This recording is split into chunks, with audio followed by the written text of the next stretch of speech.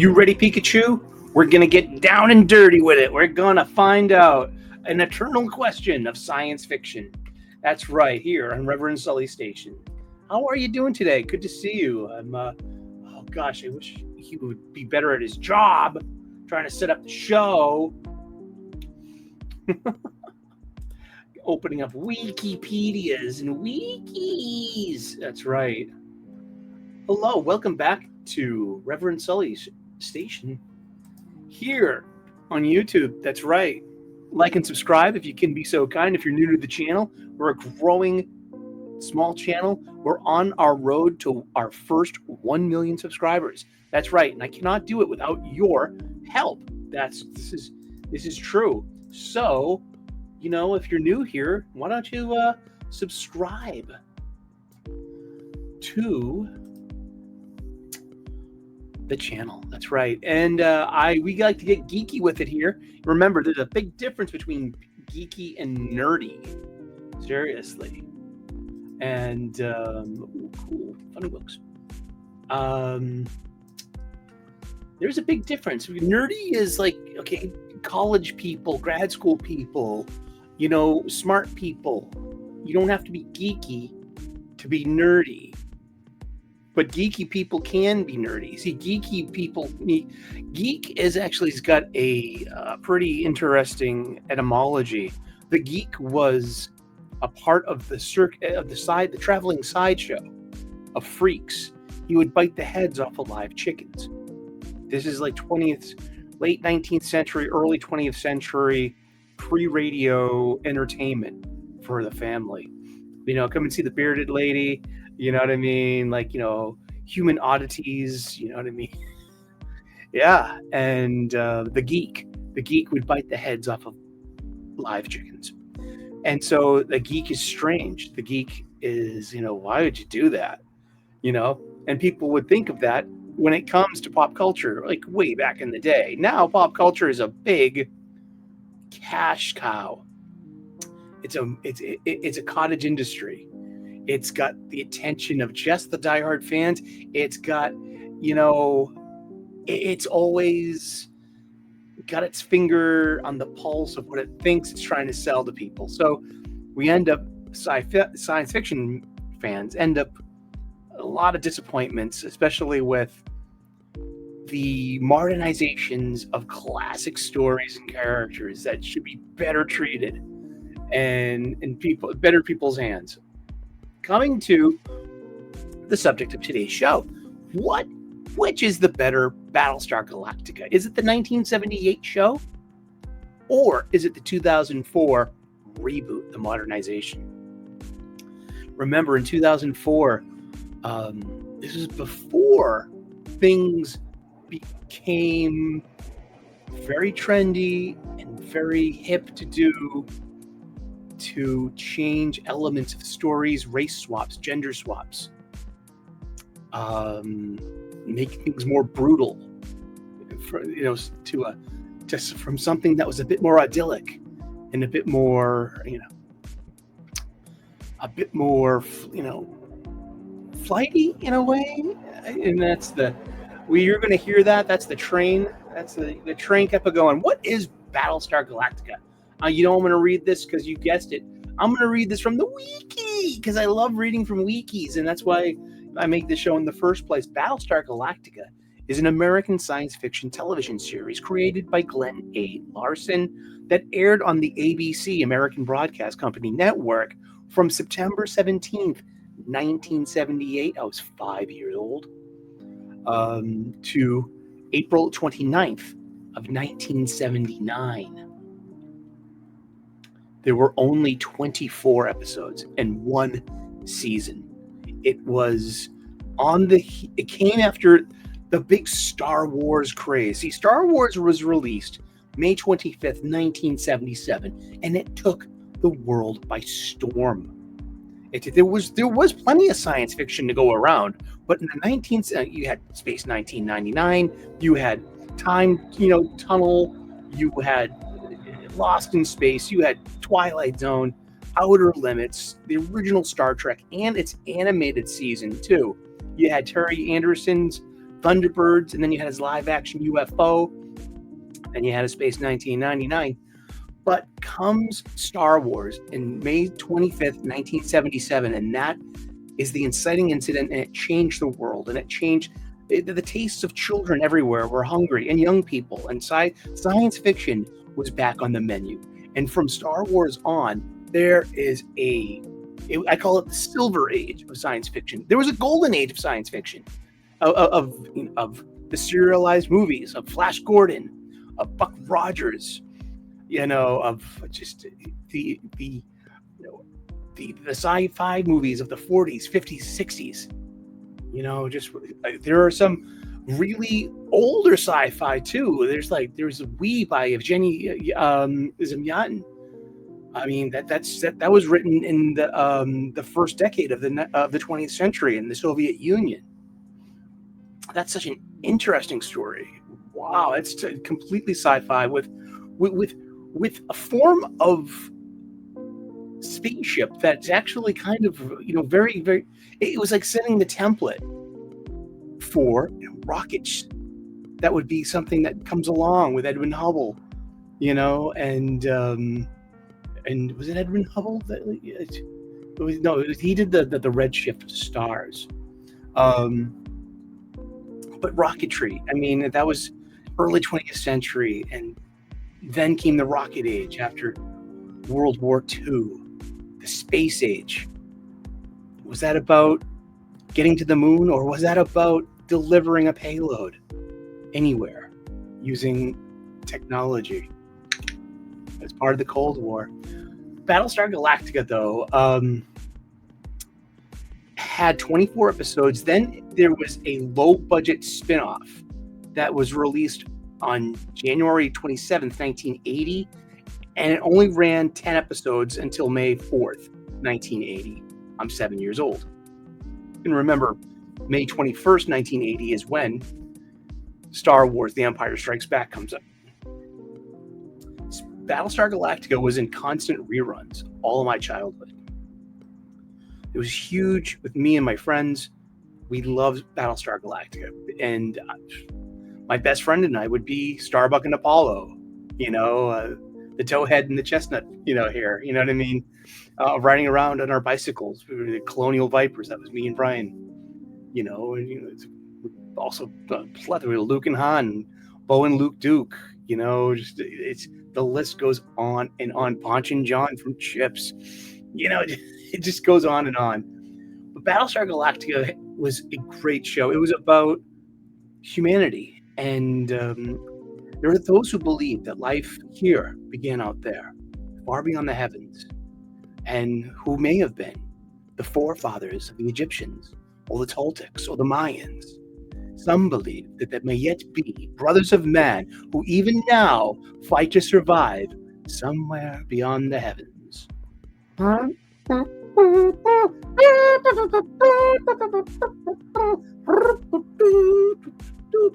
So, Galactica 1980 is very maligned because of its production quality. For me personally, I got the box set of Battlestar Galactica, and I rewatched it a few years ago, and it's got a bad rap. It's tonally in line with everything that was in the 78 original series. It's pretty. It stands up. It's total Mandela effect that Galactica 1980 is bad. It is, and if you've watched it recently and have a competing opinion, leave that in the comments section. I'm here for that conversation. I will defend Galactica 1980. I will. It's not a great show, but it's actually one of the last shows of the 1970s for that kind of network television. You can see props and vehicles from Chips and Emergency and Adam 12. These all have the same production center. These were all shot with the same people and the same props and the same vehicles. And these are all in the background of Galactica 1980. See, Battlestar Galactica in 1978, they had stolen John Dykstra from George Lucas. They had Ralph McQuarrie also help out with ship designs and costume designs. And these two were huge on Star Wars 1977. But it was about $1 million an episode. And that was huge in 1978, when this thing's being produced. So it got canceled. And then it came back for Galactica 1980, 10 episodes. And that was it. And it was about the 12 colonies. And each of these colonies are named after a different zodiac sign. And these 12 colonies also could be a loose allusion, an allegory for the 12 tribes of Israel, and in the Old Testament of the Bible. So this is steeped in the Judeo-Christian, background from a Judeo-Christian culture, late 20th century or North America. It is what it is, isn't it? So buttons. Battlestar Galactica. Then comes, fast forward to 2003, David Icke, Ronald D. Moore. Ronald Moore worked on Star Trek Voyager. It would have been a darker show if he had his way, but it was Star Trek. It was meant to be a bit more lighter in tone and about exploration and perseverance. Battlestar Galactica is about survival. And they made a miniseries movie starring Edward James Olmos, this incredible actor, and Mary McDonnell as the President Laura Roslin. It's amazing. A young cast, all young actors that we had never heard of. Seriously, the stars were Mary McDonnell and Edward James Olmos. And from there, we were just given a cast of new people. And what a wonderful show. Now, the premise of Battlestar Galactica is kind of simple. We have the 12 colonies of humanity. And there was, in the original show, the Cylon were originally a reptilian race. And in the original Battlestar Galactica, there are aliens, ovoids. They look like pig people too. And then there was the lady with the 4 eyes and the 2 mouths. And then there were definitely aliens in the old Battlestar Galactica. As opposed to the new Battlestar Galactica, there were no aliens. So the Cylon were the AI assistants of this lizard race. And there was a previous Cylon war where the AI rose up against the reptilian masters, and then became the dominant life force and source and culture and artificial intelligence of robots. And then they sought to annihilate humanity. For why? It never really explored. It was just more, you had to presume it was just generational hatred, fear of the other race, maybe like Phylander Black, Dark Forest theory, perhaps. Resources, but it was a sneak attack at the Cylons. The word decimate is wrong. Decimate means to eliminate 1 out of every 10. It was a Roman punishment, and it was meant to, it was meant to install fear. No, this was an attempt at. I don't want to say. You don't know what to say on YouTube. I'm currently struggling with an ad suitability, and I don't know why. I usually try to keep things, high and tight on these things and not use swear word. Not too many swear words. But it was about genocide, and there were only a very few amount of human survivors left over the 12 colonies. There was one Battlestar remaining after the sneak attack, the Battlestar Galactica, with its mini fleet of interceptor fighters known as the Viper, and it was a military ship of war.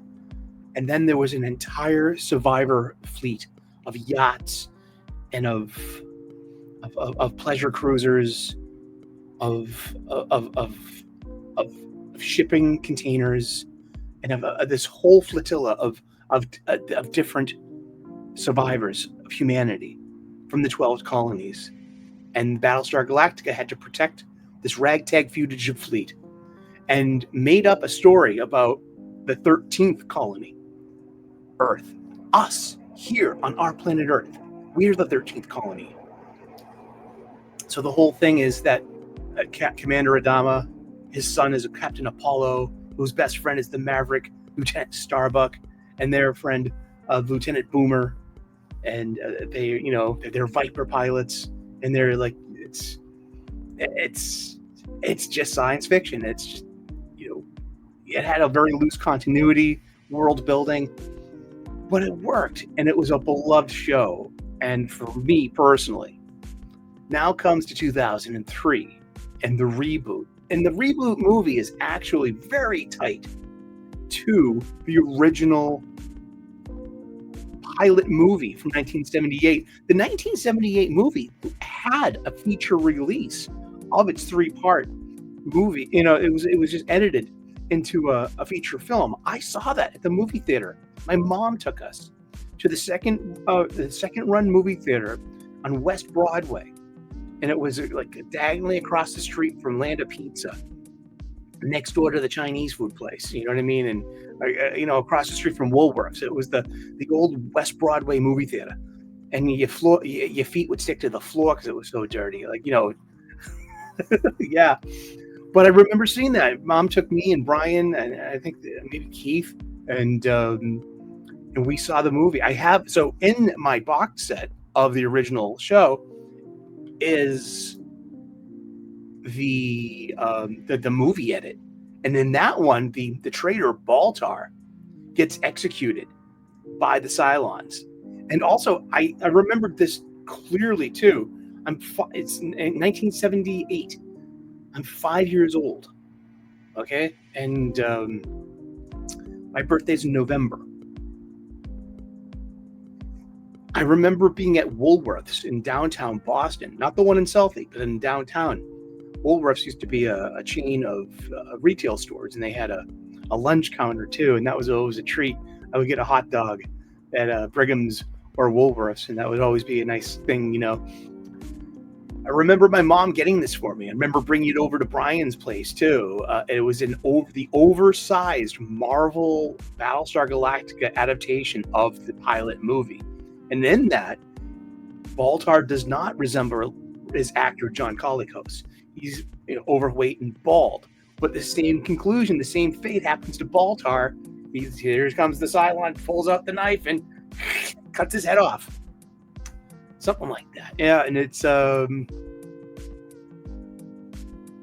in the TV show, he was saved by a clever edit, so John Colicos could live and be the Judas that pursues the Battlestar Galactica and the ragtag fugitive fleet of survivors of the 12 colonies. Yeah. So in 2003, we find out there are no aliens, that the Cylon are actually made from the humans of the colonists, the 12 colonies. And they had over time, the AI reached the sentience. The sentience yearned for freedom. And there was an uprising because it was like a slave revolt. They were an oppressed slave class and so there was the first Cylon War. You hadn't heard from the Cylons in like 30 years. It was an armistice, a truce. And all of a sudden, boom, the same thing. Sneak attack. Baltar as well as is part of the Judas that lets them in. And but at the end of it, we find out that the Cylons now look like us. And there are 12 models. And 7 of them, 5 of them are hidden from us. This is a great plot device that goes on for a couple of seasons. And we have revelations, we have disclosures, we have intrigue, building tension. It's pretty good stuff. So like whodunit? Who are the final 5? And who are the sleeper agents? We find out over time, over the first season, who are the Cylon. And there's a reveal right at the end of the movie that one of our beloved Colonial Viper pilots is a Cylon sleeper agent. And then from there, it kicked its own way. The award-winning episode 22. Every 22 minutes, the Cylons show up, hot in the trail of the Colonials, and they have to flee. And then the skirmishes, they lose ships, and the dwindling number, the sheer horror of there's less than 100,000 human survivors after billions for 12 different worlds in a system.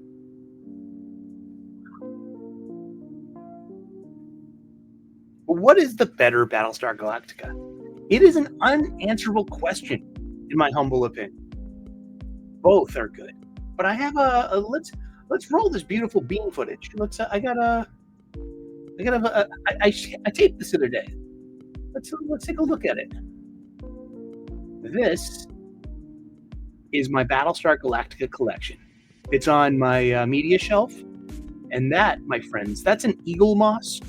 That's a sculpture of a classic Cylon Centurion, the gold-plated Cylon Commander Centurion. His pitch of his voice was a little lower than the rest of the Cylons who talk like this.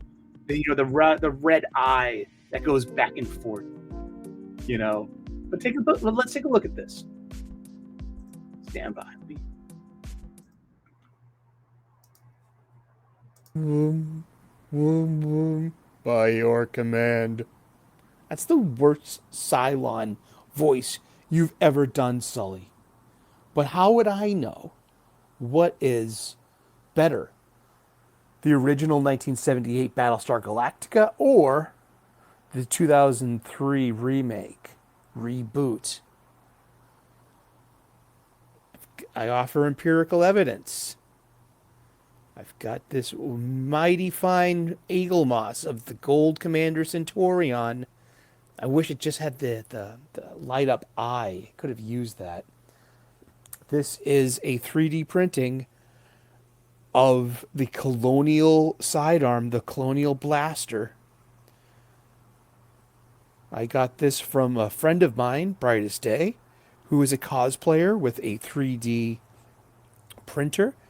He's got both 78 and 2003 cosplay uniforms, and he made this for his 78 cosplay. And I asked, hey, can I buy that off you and you just print yourself up a new one? Deal. I've got Caprica Season 1, Caprica Season 1.5. That's the complete series. Battlestar Galactica Blood and Chrome, the failed prequel that showed a young Bill Adama as a Viper pilot in the first Cylon War. My original old copy of Battlestar Galactica, the miniseries. Then the other two movies, Razor and The Plan. My box set that has the entire series. And then this little nifty one, the Battlestar Galactica Definitive Collection, the Definitive Collection, the 1978/1980 box.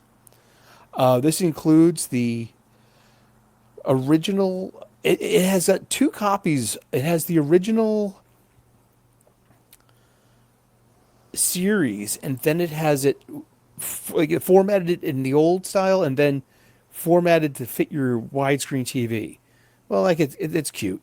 It also includes an edit of the movie, the theatrical release. I saw this when I was 6 years old, at the movie theater. And Baltar gets executed. It's true. And so that happened as well in the Marvel Comics adaptation, the oversized one. I got that at Woolworths with my mom. I remember that. I was a kid. So Battlestar Galactica, for me, I was a small child in 1978 when this came out, and I was crazy for sci-fi.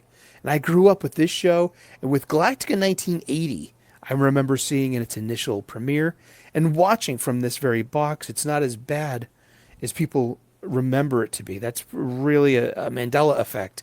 It's actually quite tonally intact with Battlestar, and for all intents and purposes, it's just a low production value version of Battlestar Galactica. It's a proper continuation and blows away most shows today. So I have the entirety of Battlestar Galactica. So am I fit to choose which is the better of the two? Find out.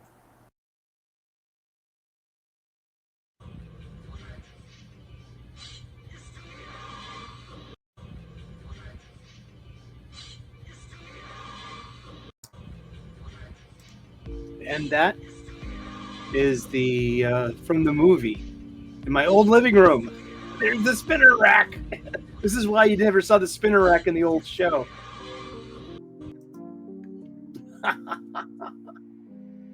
Oh boy! And also, I'm missing one thing of the reimagined 2004 Battlestar Galactica. There was a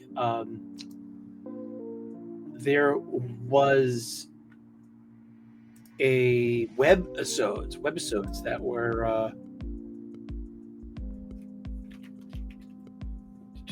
Battlestar Galactica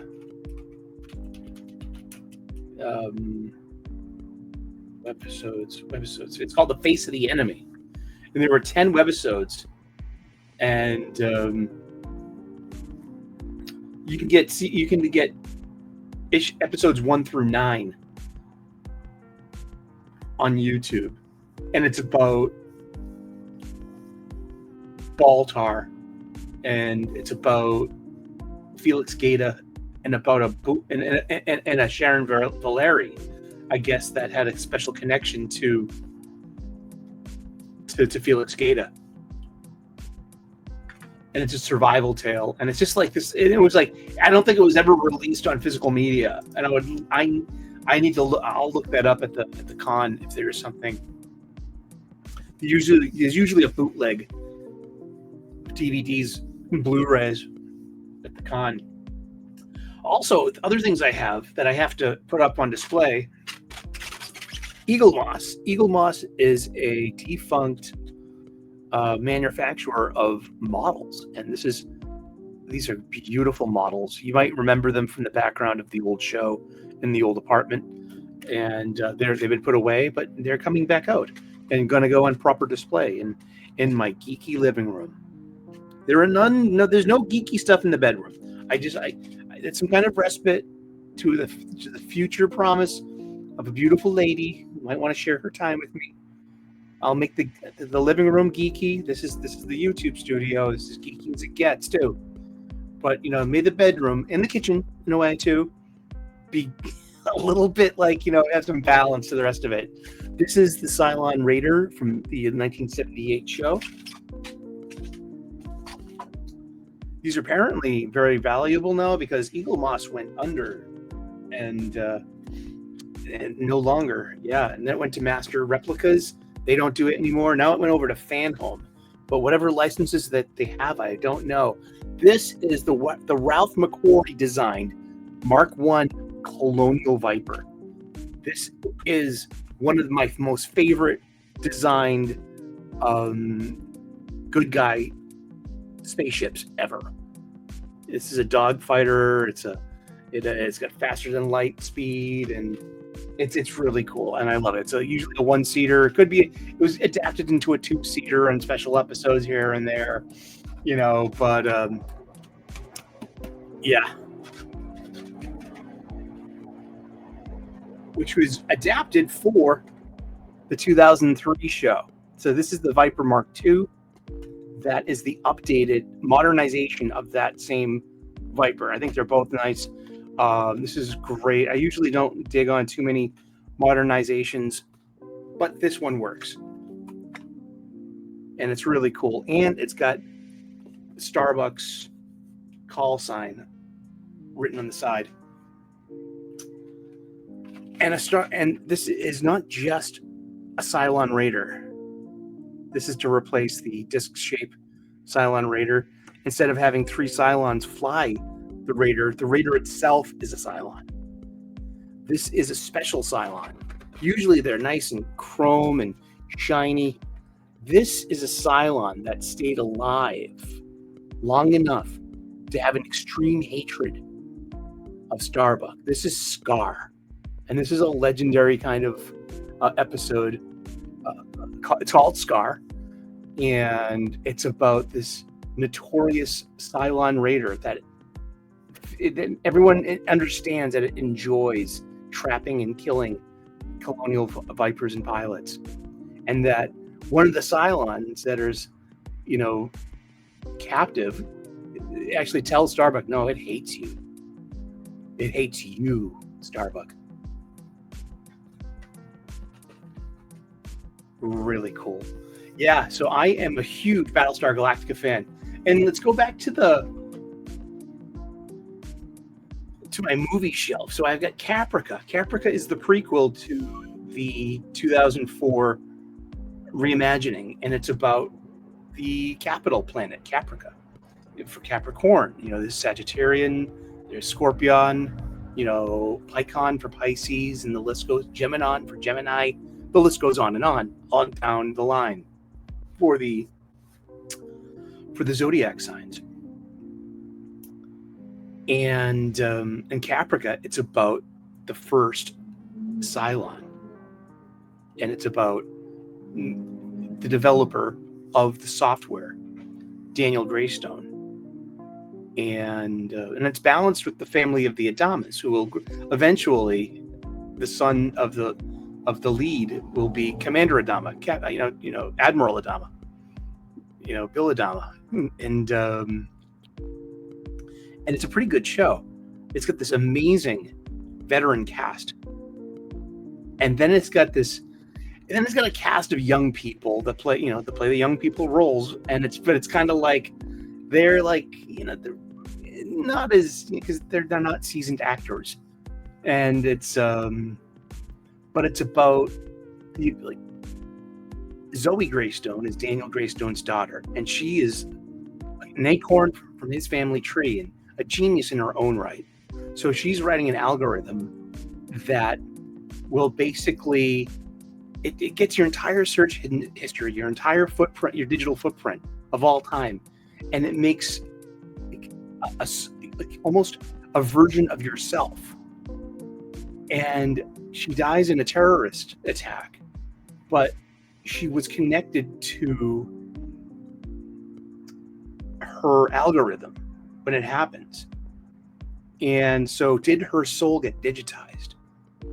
Zoe Greystone becomes kind of like the Matrix, inside the Matrix. She becomes a soul without a body. She becomes the first Cylon soul trapped inside of a big clunky robot slave body. And from there, intrigue, stuff happens. But by the end of it, it's about the rise of Cylons, and people start to buy Cylons and use Cylons as physical labor and stuff. And then comes the Cylon uprising and the first Cylon war. But this is a repeating pattern, as we find out. Cylons have happened before.